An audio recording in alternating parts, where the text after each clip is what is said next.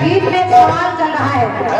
Heroine पूछती है ये क्या है, तो जवाब आता है ये मंदिर है। फिर सवाल आता है इस मंदिर में, तो उत्तर आता है एक मूरत है। फिर सवाल आता है ये मूरत कैसी होती है, तो जवाब आता है तेरी सूरत जैसी होती है। बस मेरे गाने में भी ऐसा ही कुछ चल रहा है। ये क्या है, ये क्या है? और राखी जी बहुत गौर से सुनिएगा, उत्तर अच्छा आएगा। आप पता नहीं क्या क्या बोले जा रही हैं, ढोलक वालों को भी नाम बिगाड़ रहे हैं। अरे इससे आपकी सेहत पर है असर हो रहा भाई। ये इसकी पहचान है यूपी 78 चौबेपुर कानपुर महानगर। अपना अपना शौक है, कोई यूपी 78 बुलाए, कोई कुछ बुलाए। आप मनोज भैया को मनोज कह नहीं, कहती रही है। ये अभी तक मनोज भोला MP 16 थे। अभी तक जहाँ जहाँ ये मिलते थे तो वो नीचे वाले एक शायरी पढ़ते थे, ये भड़का है 16 और मनोज है MP 16। आज बेचारी बता रही है मनोज आपका नाम नहीं दिया। ये खाते हैं सब्जी में छोला। आज आप बता रही है आज नाम नहीं बुला रही। चलिए आपकी इच्छा है। गाना सुनिए, गाना सुनिए। भगवान श्री राम और लक्ष्मण छोटे छोटे हैं। एक बार विश्वामित्र जी उनके आंगन में आए, राजा दशरथ के यहाँ अयोध्या के आंगन में बैठे हैं।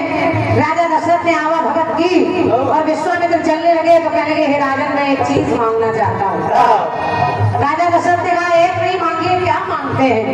तो उन्होंने कहा मैं चाहता हूँ कि आप अपने दोनों पुत्र मुझे दे दीजिए, मैं इनको अपने साथ ले जाऊं। राजा दशरथ सोचने लगे एक तो बुढ़ापे में 4 पुत्र बड़ी मुश्किल से हुए, 2 को ये ले जाना चाहते हैं, कैसे दे दूं?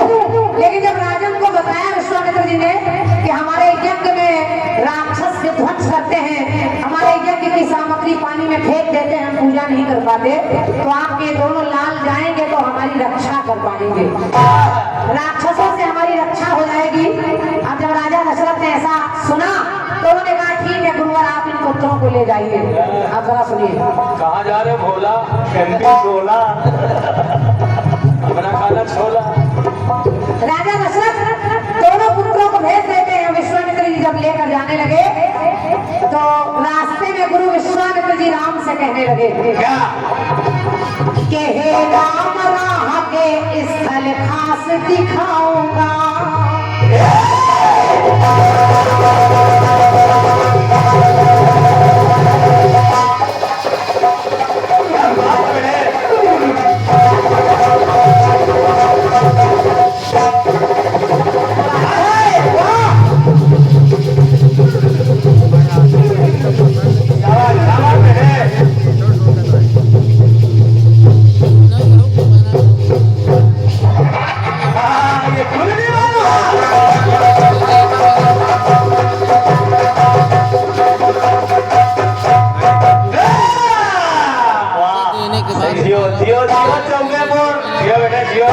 सुनिए।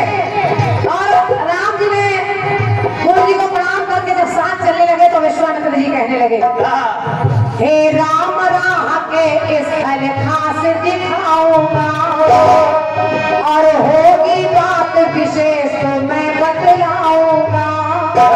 अब चलते चलते राम जी ने देखा तो पूछा गुरु जी अरे ये क्या है?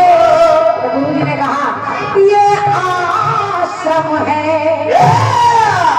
आश्रम तो बहुत है लेकिन ये खास आश्रम है।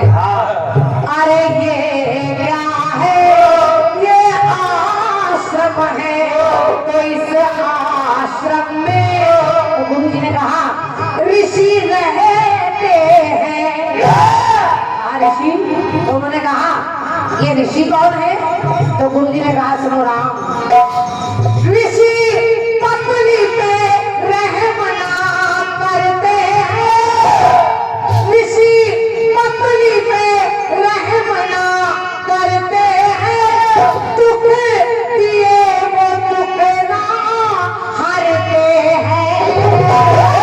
तो ये क्या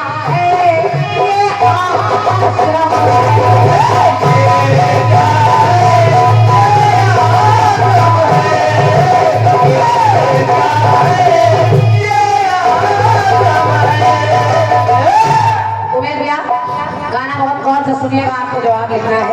हाँ अब जब ऋषि कहने लगे, इससे ऋषि रहते हैं, राम अंदर जाने लगे आश्रम के, और आश्रम में देखा कि सूखे पेड़ विहंग ना दिखती हरियाली। सूखा पड़ा है, आश्रम में हरा भरा रहता है, लेकिन इस आश्रम में सबको सूखा सूखा पड़ा है। तो सूखे पेड़ विहंग ना दिखती हरियाली। अब आप भी सोच रहे होंगे ये आश्रम किसका है, तो बता रही हूँ कि सूखे पेड़ विहंग ना दिखती हरियाली, और गौतम ऋषि का आश्रम है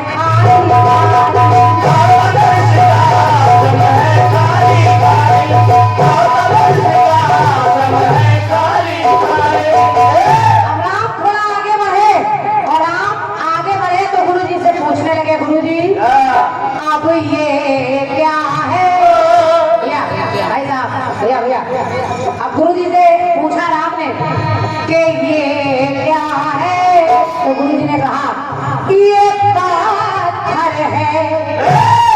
राम जी ने फिर पूछा कि इस पत्थर में, तो गुरु जी ने कहा एक नारी है।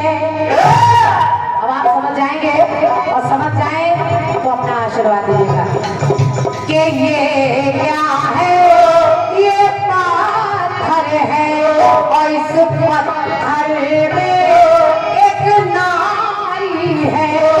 कहा ये नारी कौन है, तो गुरु जी ने कहा सुनो राम, सुनो, ये नारी धीरज धरती है, इसने आज तक धैर्य धारण किया हुआ है।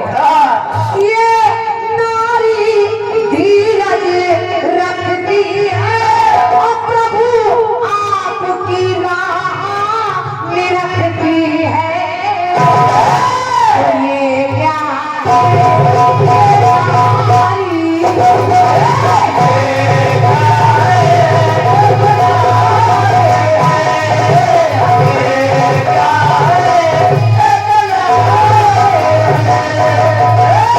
भगवान ने कहा ये मेरी रास्ता देख रही है, आखिर ये नारी है कौन।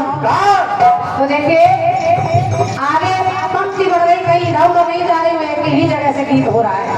राखी जी समझिए, लक्ष्मण ने देखा कि इतने बड़े आश्रम में सारे पौधे सूखे हैं, लेकिन एक पौधा हरा भरा है।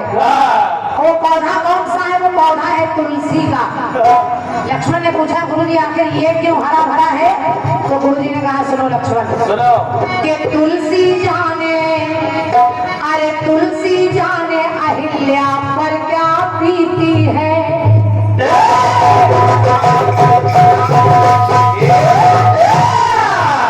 तुलसी जाने अहिल्या पर क्या बीती है, और ये बेकसूर बन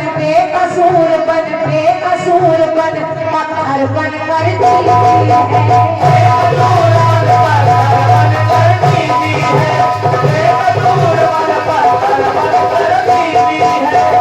और उसी तुलसी के वृक्ष के पास एक दीपक रखा है। अब वो दीपक देखकर लक्ष्मण समझ नहीं पाए, पात्र जैसा दिख रहा है, तो लक्ष्मण ने पूछा गुरु जी अब ये क्या है, तो गुरु जी ने कहा ये दीपक है। कहा दीपक, तो इस दीपक में नहीं पाती है।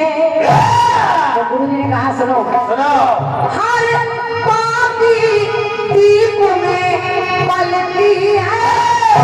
अब पाती कौन है, पाती है अहिल्या, और दीपक कौन है, दीपक है आश्रम, और तेल कौन है, तेल है, पंक्ति सुनिए गौतम ऋषि। हर पाती, गुरु जी ने कहा ये दीपक क्यों नहीं जल रहा, क्योंकि हर पाती दीप में पलती है, बिना तेल स्वयं ही ये जलती है।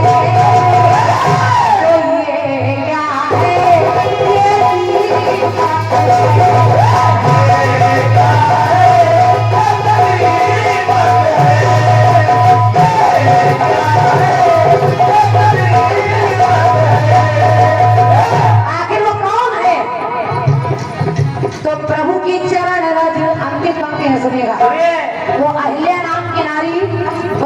ऋषि उनके पति उनको श्राप दे देते हैं कि तुम पत्थर की शिला बन जाओ। अब जब लक्ष्मण चूंकि इधर उधर हैं, भगवान श्री राम के चरणों की ध्वज लगी तो एक महान काम हो गया कि प्रभु की चरण रज पा करके साकार हुई, कि प्रभु की चरण रज पा करके साकार हुई। और जग में तू वेदी राम की जय